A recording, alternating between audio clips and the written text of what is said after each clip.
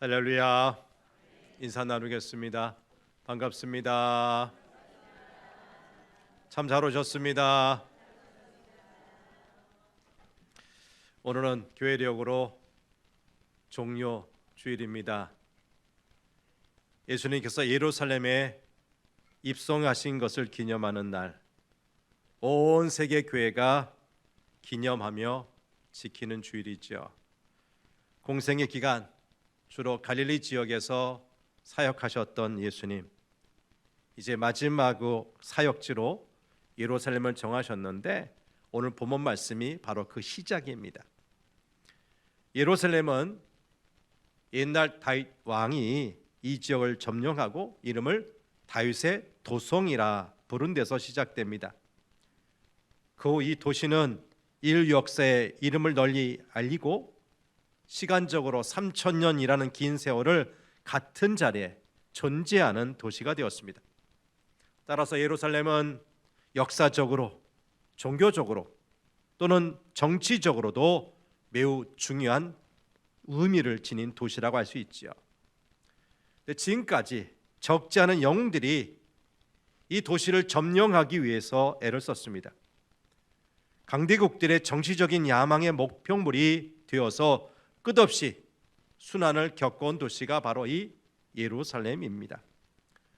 그런가 하면 이 도시의 주인이라고 자랑하는 히브리 민족은 3000년 동안 끈질기게 이 도시를 지키려고 애를 썼어요. 그 이유는 이 유대 민족에게 있어서 예루살렘은 생명과 같은 의미가 있기 때문입니다.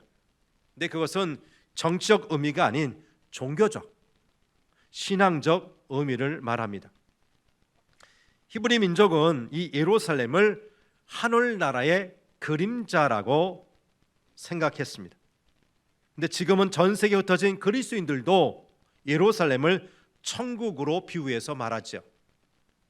우리가 잘 부르는 찬송가 360장 후렴 구절에 이런 구절이 나옵니다. 360장 선한 싸움 다 싸우고 의의 면류관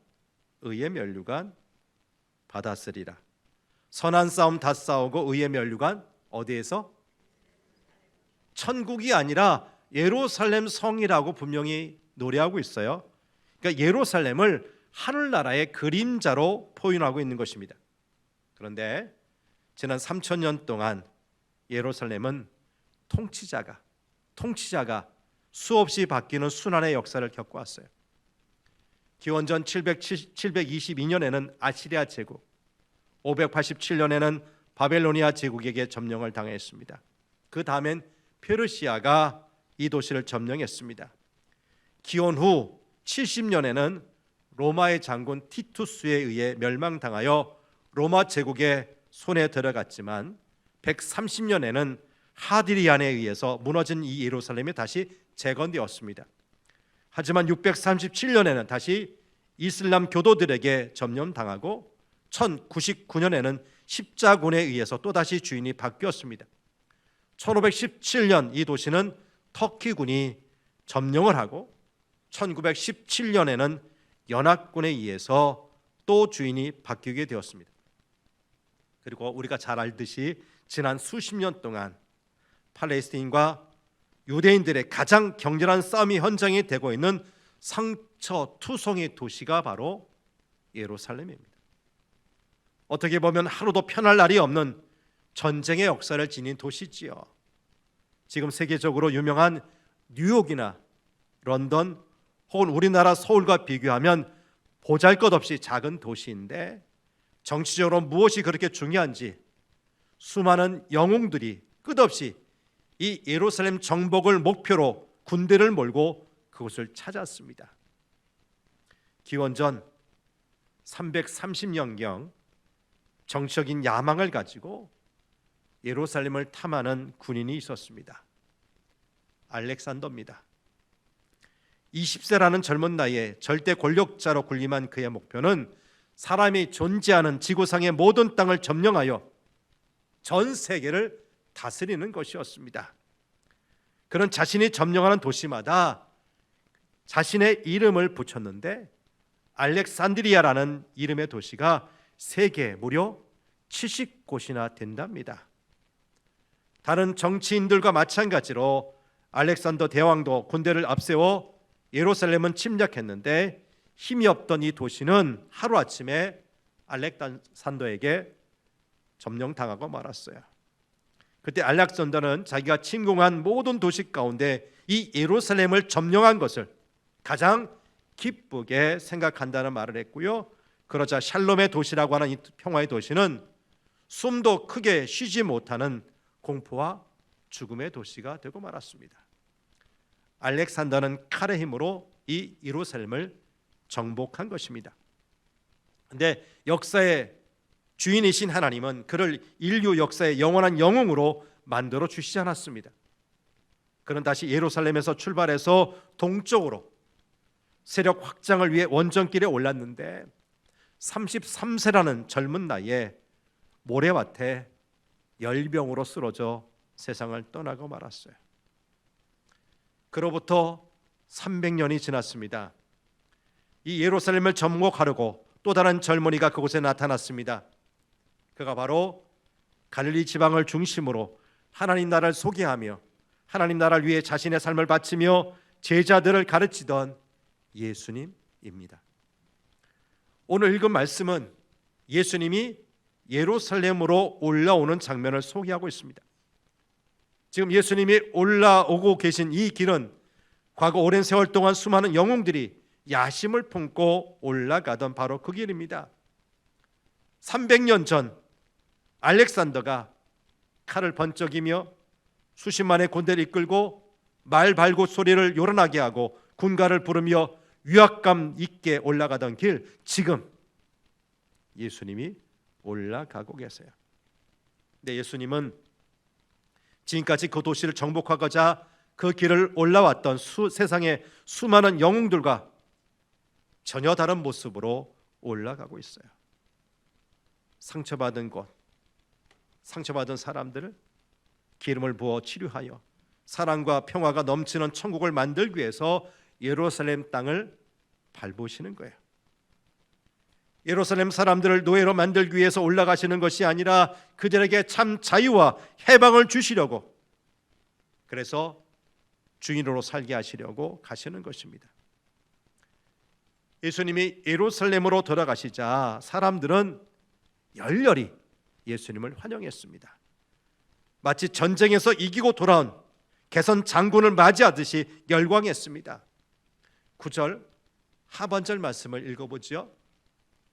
호산나 찬송하리로다 주의 이름으로 오시는 이여. 여기 나온 호산나는 이제 우리를 구원하소서라는 시편 118편 25절을 인용한 것입니다. 그래서 오늘의 장면을 승리의 입성 혹은 왕의 입성이라는 말로 표현하기도 합니다. 그런데 오늘 우리 시대에 이러한 환영 잔치, 개선 장군을 맞이한 듯한 이런 잔치는 거의 없지요. 전쟁에서 이겨서 돌아오거나 다른 나라를 정복함으로써 영토를 넓힌 사람에게 대한 환영식 별로 볼 수가 없습니다. 그럼에도 불구하고 오늘 우리 시대도 정복 전쟁을 승리로 이끌고 개선하는 로마 시대의 장군들을 환영했던 모습처럼 성공적인 삶을 살았다고 하는 사람들에게 열렬한 환영을 보내기 하지요. 과거 로마 시대 전쟁에서 승리한 장군이 당시 사람들의 존경과 찬사를 받았듯이 오늘도 성공한 사람들에 대한 찬사는 변하지 않습니다. 김연아나 박태환 같은 올림픽 금메달리스트에 대한 찬사, 과거 암울했던 IMF 시대에 용기를 주었던 박찬호와 박세리 선수, 현재 영국 프리미어 리그에서 성공적인 역사를 이어가고 있는 손흥민 선수, 그리고 K-팝으로 세계적인 인기를 모으고 있는 방탄소년단 BTS에 대한 우리 국민의 관심과 환영은 대단하지 않습니까? 그러기에 이들처럼 환영받기 위해서는 어찌 되었든 성공하고 보아야 한다는 가치관이 지금 우리의 삶을 지배하게 되었습니다. 이렇듯 오직 성공한 사람만이 대접을 받는 상황 속에서 우리는 오늘 예수님의 예루살렘 입성을 기념하고 있는 것입니다. 그런데 나귀 새끼를 타고 예루살렘으로 들어오시는 예수님의 모습을 우리는 어떻게 해석하고 어떻게 받아들여야 합니까? 나귀 새끼를 타신 예수님의 모습은 지금까지 우리가 복음서를 통하여 알아왔던 예수님의 모습, 평상시의 예수님의 모습과 많이 다릅니다. 주님은 갈릴리 호수를 오가는 작은 배 외에 무엇인가 타보신 적이 없었어요. 예수님은 먼지나는 갈릴리 주변의 말들을 샌들 하나 신고 다니셨습니다. 마태복음 8장 20절을 보면 여우도 굴이 있고 공중에 새도 거처가 있을 때 인자는 머리 둘 곳 없다고 하셨어요. 어떤 것도 누리지 못하는 삶, 아주 가난뱅이 같은 삶을 사신 거죠. 근데 갑자기 그의 생애 말기에 나귀 새끼를 타고 예루살렘에 올라가신 거예요. 여러분, 예수님 왜 이런 행동을 하셨습니까? 아무리 생각해 보아도 예수님의 행동은 의도된 것으로 해석할 수밖에 없어요. 예수님은 이런 행동을 통하여 자신의 이 예루살렘 입성은 로마 장군의 개선 행진과는 질적으로 다르다는 것을 보여주신 겁니다. 주님의 나라는 로마 황제의 나라와 전적으로 다르다는 것이죠. 그래서 예수님은 세상의 군왕들처럼 말 대신 보잘것없는 나귀, 그것도 새끼 나귀를 타고 입성하신 것입니다. 이런 행위를 통하여 예수님은 당시 사람들의 생각과 가치관에 정면으로 도전하셨습니다. 예수님은 나귀 새끼를 타고 예루살렘에 들어가시면서 당시 만연해 있던 폭력적인 문화, 성공 문화, 그로 인한 거짓 평화의 잘못된 모습을 드러내신 것입니다. 나귀 새끼를 타신 행동을 통하여 하나님의 나라는 그들이 생각하고 있던 힘, 성공, 경쟁, 시기와 질투를 기본으로 하는 그런 세상 나라와는 질적으로 다른 것임을 역설하셨습니다. 우리는 대부분 말을 타고 의기양양하게 개선문을 통과하기 바라고 있죠. 우린 의식하지 못하는 사이에 말 타고 개선하는 로마 시대 문화에 젖어 있는 거예요. 그리고 그것이 참 신앙인에게 주시는 하나님의 복인 것처럼 착각하며 살고 있습니다. 그러나 전쟁에서 승리한 장군처럼 말을 타고 개선문을 통과하는 꿈은 우리의 삶을 정말 헛된 것에 매달리게 할 겁니다. 곧 우리의 눈을 하나님의 나라가 아닌 세상의 나라로 향하게 만든다는 것입니다. 그러나 나귀 새끼를 타고 예루살렘으로 들어오시는 예수님의 모습을 보면서 우리는 우리가 추구하는 나라가 무엇인지 성찰해 보아야 합니다. 지금 우리는 어떤 가치관에 사로잡혀 살아가고 있는가 보아야 합니다. 말 타고 의기양양하게 개선문으로 들어오는 사람들의 모습에 현혹되어 있는 것은 아닌지도 살펴보아야 합니다. 이러한 가치관에 사로잡히게 되거나 혹은 신앙이란 이렇게 말을 타고 늠름하게 개선문을 통과하게 만드는 것이라는 생각을 가지고 있다면 오늘 나귀 새끼를 타시고 예루살렘에 들어오시는 예수님을 외면하거나 놓쳐버리게 될지도 모릅니다. 오늘 예수님은 나귀 새끼 타고 우리 삶에 오십니다. 그리고 우리를 사로잡고 있는 이 세상의 가치관들을 향하여 도전하십니다. 나귀 새끼를 타신 예수님의 모습이 그동안 우리를 사로잡고 있는 헛된 가치관들을 내려놓게 만드는 이 종려주일이 되기를 간절히 바랍니다. 2024년의 종려주일, 예수님은 우리의 마음에 예루살렘으로 들어오십니다. 근데 혹시 우리는 최고급의 벤츠를 타고 개선문을 통과하시는 예수님을 기다리는 것은 아닙니까? 네, 예수님은 오늘날도 최고급의 벤츠가 아닌 나귀 새끼를 타고 오십니다. 벤츠로 상징되는 오늘 현대 문화의 도전장을 던지시며 오늘도 나귀 새끼를 타고 우리에게 오신다는 거예요. 두 군데 말씀을 보겠습니다. 빌립보서 2장 6절과 8절, 이사야 50장 6절과 7절, 세번역 성경으로 봅니다. 시작. 그는 하나님의 모습을 지니셨으나 하나님과 동등함을 당연하게 생각하지 않으시고 오히려 자기를 비워 종의 모습을 취하시고 사람과 같이 되셨습니다. 그는 사람의 모양으로 나타나셔서 자기를 낮추시고 죽기까지 순종하셨으니 그 십자가에 죽기까지 하셨습니다. 이어지는 이사야 50장 시작. 나는 나를 때리는 자들에게 등을 맡겼고 내 수염을 뽑는 자들에게 뺨을 맡겼다. 내게 침을 뱉고 나를 모욕하여도 내가 그것을 피하려고 얼굴을 가리지도 않았다. 주 하나님께서 나를 도우시니 그들이 나를 모욕하여도 마음 상하지 않았고 오히려 내가 각오하고 모든 어려움을 견뎌냈다. 자신을 낮추시되 종의 형체를 입고 이 땅에 오셨다. 죽기까지 순종하셨다.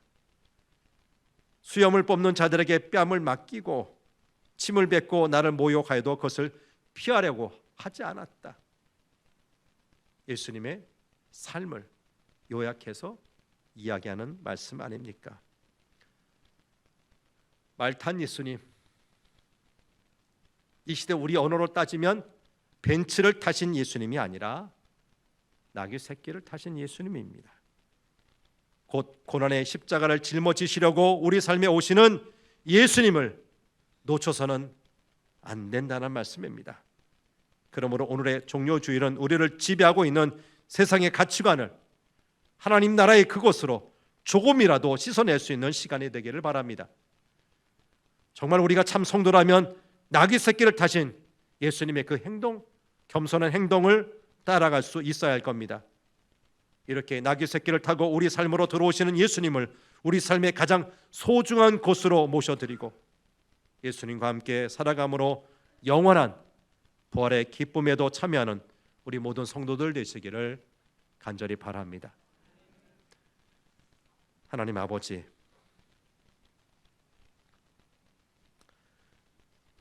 죽음으로 살고 낮아짐으로 높아지는 하나님의 나라가 아닌 힘으로 권력으로 사람을 찍어 누리고 영광과 찬사를 받으려고 하는 로마 시대의 문화를 우리가 쫓고 있는 것은 아닌지 돌아보게 하여 주옵소서. 세상의 주관자 만왕의 왕께서 왜 말 아닌 나귀 새끼 타고 예루살렘에 올라가셨습니까? 그 이유가 무엇입니까? 하나님을 빙자하고 예수님을 빙자해서 벤츠로 상징되는 이 세상의 성공의 문화를 취하려고 하는 그 모습이 우리에게 있지는 않은지 돌아보게 하여 주옵소서. 예수를 믿는다는 의미가 무엇인지 깊이 성찰하는 오늘의 종료주일 되게 도와주옵소서.